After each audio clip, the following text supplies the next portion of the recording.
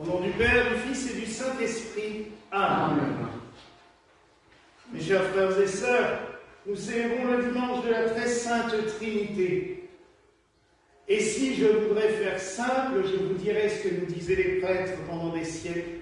La Trinité, c'est un grand mystère. Et je m'arrête là. Ben non, parce que c'est un petit peu ça qu'on entend pendant des siècles, et c'est pas faux.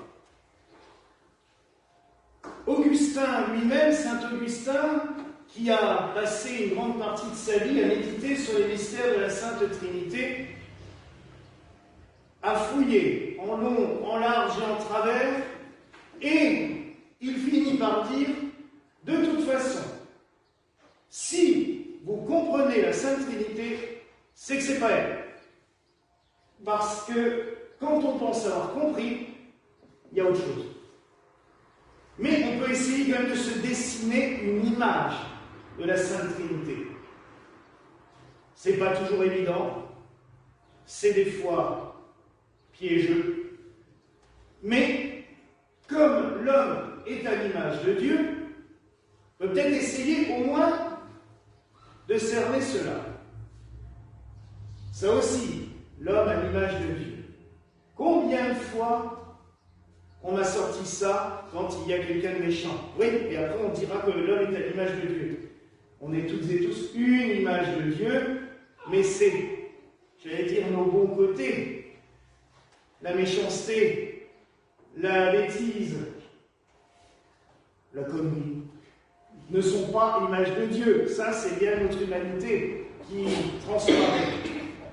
Mais, quand quelqu'un est aimant, quand quelqu'un est doux, quand quelqu'un apporte la joie et le sourire autour de lui, forcément, j'ai envie d'y voir l'image de Dieu. J'écrivais ça hier soir parce que un humoriste que j'ai croisé il y a quelques semaines et qui malheureusement est mort vendredi, Guillaume Batz, qui avait un gros souci de handicap, notamment dans le visage, disait un jour en rigolant justement, l'homme est à l'image de Dieu, en me voyant j'ai un doute. Mais il le disait en rigolant, mais moi ce que j'ai répondu à ce commentaire, j'ai dit, mais quand on voyait ton sourire, quand on voyait ta gentillesse, l'amour que tu donnais à tous les autres autour de toi, oui, tu es une image de Dieu. L'homme fonctionne corps, âme et esprit. C'est ce que nous lisons régulièrement. Déjà une trinité. Il faut bien un corps incarné pour vivre sur la terre. Il y a notre âme en union permanente avec le divin, et il y a l'esprit que l'on dit être en permanence, lui, auprès de Dieu. N'est-ce pas une image de la Trinité? Dieu le Créateur, le Père, celui qui nous a formés du limon, celui qui nous a pétris, je dirais, de la terre. Jésus-Christ, qui nous a aimés, Dieu aimant l'humanité jusqu'au bout. On ne peut pas aimer l'humanité plus que jusqu'à se livrer en sacrifice. L'âme, c'est l'amour. Le Christ est l'amour incarné qui s'est offert à chacun de nous. Et l'Esprit Saint, qui est ce lien d'amour entre le Père et le Fils, mais qui est aussi en permanence, qui nous connecte, je dirais, en permanence avec Dieu. Nous l'avons célébré la semaine dernière à la Pentecôte, nous l'avons célébré 7 jours d'affilée, puisque nous avons fait l'octave. Dans ces 7 dons, dans ces manifestations diverses et variées, l'Esprit Saint vit en nous, il nous met en relation en permanence avec Dieu. J'ai trouvé aussi une belle image dans saint Augustin qui nous dit que l'être humain, pour fonctionner, il y a l'intellectualité, la volonté et la mémoire. L'intellectualité, on voit quelque chose. Par exemple, je vois une pomme. Je regarde cette pomme, mon cerveau me dit ça c'est bon. Donc ma volonté va être de la prendre et de la manger. Et je garderai toujours la mémoire, le souvenir que cette pomme c'est quelque chose de bon pour moi et que j'aime la manger. La mémoire permanente qui nous rapproche au plus ancien, à ce qu'il y avait même avant la création du monde, c'est le Père. L'Esprit Saint, le Fils. L'Esprit Saint, l'intellectualité qui nous permet d'analyser les choses, de comprendre, de se dire, tiens, voilà, ça, je peux faire ou pas faire. Et le Christ, c'était l'action, le Verbe créateur qui s'est fait chair, qui est devenu nôtre, un des nôtres pour nous aimer et aussi pour nous montrer comment faire. Tout ce que le Christ a fait sur la terre, c'est aussi pour nous rappeler que si moi, quand j'étais humain, je pouvais le faire, vous pouvez le faire aussi. Bon, quand il piquait les colères, voilà. Mais ça nous montrait quand même qu'il est pleinement humain. Là aussi, nous avons l'image de la Trinité. Mais j'ai parlé d'intellectualité, c'est justement là où je voudrais en venir. Parce qu'au bout du compte, saint Augustin a raison. Plus on cherche à expliquer la Trinité, plus on s'en éloigne. Je pense que la Sainte Trinité, Dieu trinitaire, un seul Dieu, Père, Fils et Saint-Esprit, en priorité, c'est là que nous devons ressentir et le vivre. Commencez à réfléchir là-dessus. La foi, c'est pas intellectuel.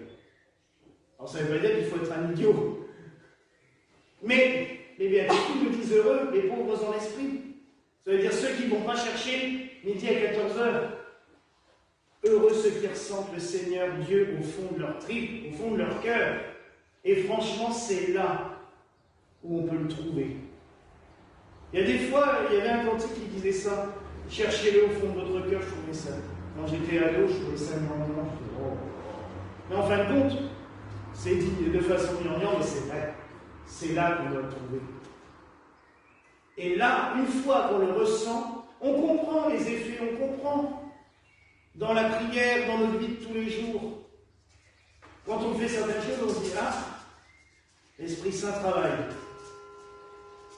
Ah, qu'est-ce que Jésus aurait fait? Et pourtant, c'est tout, on se rapproche toujours de Dieu. Et on loue le Créateur. En fait, l'adoration due à la Sainte Trinité, ça doit être naturel. Parce que notre corps tout entier chante la louange de la Trinité. Puisqu'on est le reflet de Dieu, notre vie de tous les jours, et je dirais, il n'y a pas que nous, eux aussi, parce que Dieu se manifeste. Mais dans la création tout entière, c'est Dieu qui se manifeste à nous en permanence, sans cesse. Et c'est là que nous pouvons ressentir les mystères de la Trinité. Dans la création, dans chaque chose, dans chaque mouvement et dans chaque action de nos vies. Alors mes frères et sœurs, par pitié, arrêtons de vouloir tout intellectualiser. Mais c'est valable pour tout.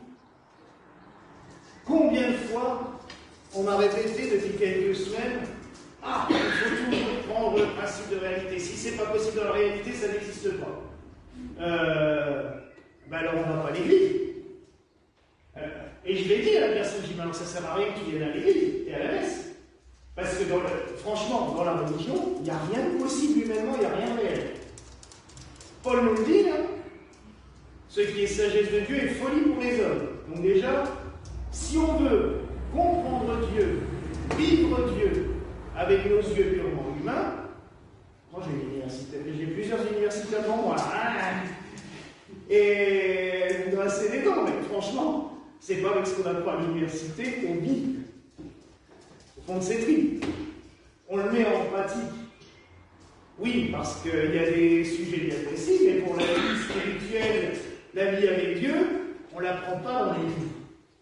On l'apprend dans le cœur, on l'apprend dans l'amour. Et à chaque fois que je vois un sourire, À chaque fois que je vois une parole, que j'entends une parole aimable, que je vois un geste de bonté, je me dis que là, Dieu est présent. Et pareil, quand je me balade dans le jardin, le dimanche matin, comme toute la semaine, j'aime bien venir tôt.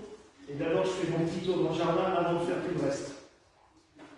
Et c'est là que je prie Dieu. En regardant une rose, en sentant un parfum de fleurs, il y avait les pivoines cette semaine qui sentaient super bon. Là, oui, je sais que Dieu est présent. Mes frères et sœurs, la Sainte Trinité, Dieu, c'est dans tous nos sens qu'il nous parle. Pas dans notre cerveau. De toute façon, dans notre mental, la plupart du temps, il nous emmène sur des chemins. Hein? On sait quand ça se met à tourner dans la tête la nuit, hein? C'est foutu. Et dans la journée, c'est pas mieux non plus. Mais tandis que par les sens, nous pouvons ressentir Dieu dans tous les sens de notre vie. Alors mes frères et sœurs, laissons-nous tout simplement imprégner par Dieu. Cherchons pas plus loin. Le Christ nous l'a révélé comme la Trinité, Père, Fils et Esprit. C'est lui qui nous a confié ce mystère et nous l'a expliqué. Ça suffit. Tout le reste, ressentons-le au plus profond de nous. Et en ressentant Dieu en permanence, nous vivrons beaucoup mieux aussi. Alléger les poids dont on se charge en permanence. Laissons-nous tout simplement porter, aimer par Dieu. Et pour faire simple, la Sainte Trinité, c'est Dieu, je dirais, qui se met en trois pour nous aimer mieux. Il se met en trois et il se multiplie pour nous aimer toujours plus et toujours mieux. Alors laissons-nous aimer par lui. Laissons-nous combler de grâce par le Seigneur. Voilà justement la grâce que je nous souhaite en ce jour. Au nom du Père, du Fils et du Saint-Esprit. Amen. C'est une prochaine.